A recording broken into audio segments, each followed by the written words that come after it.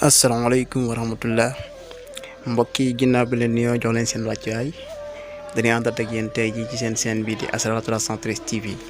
ànd ceeg seen mbokk seen xarit Serigne Mame Cheikh Ndiaye Serigne bi tey ñu bëggoon nga baax ñu xam-xam ci wàllu jiboo maanaam da ngay gis kër goo xam ne ñu bari dañuy jaxasoo ñu bëggoon nga baax ñu xam-xam boo xam ne ku ko jëfandikoo rek day jubóole seen njaboot jubóole mag ak rakk jubóole ñëpp ñi nga xamante ni ñoo réeroo woon ci kër gi. waaleykum salaam wa rahmatullahi wa barakaatuhu.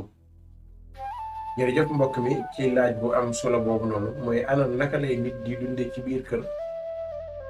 ba pare di xiiroo ak ŋaayoo mooy nekk ci seen biir kër te jubóowu leen muy mag ak rakk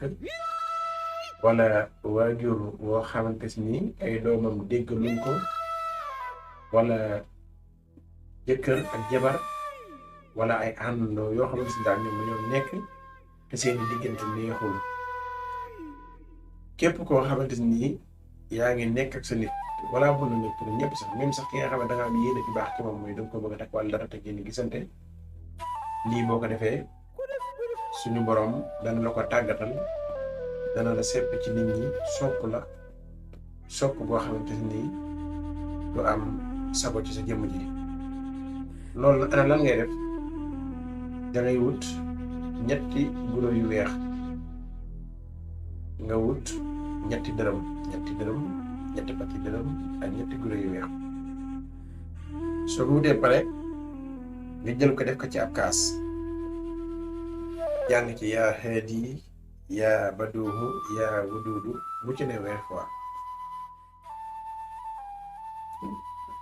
nga jàng yaa haadi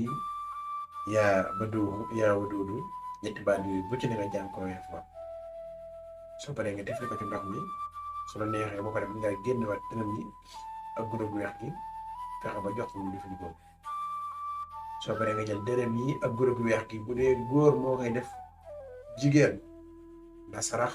na ko sarax jigéen bu dee jigéen moo koy def góor na ko sarax góor kooku lépp loo ko waxati ci àdduna dina ko def te dina la sopp boo xamante ne du amati ci yow sopp.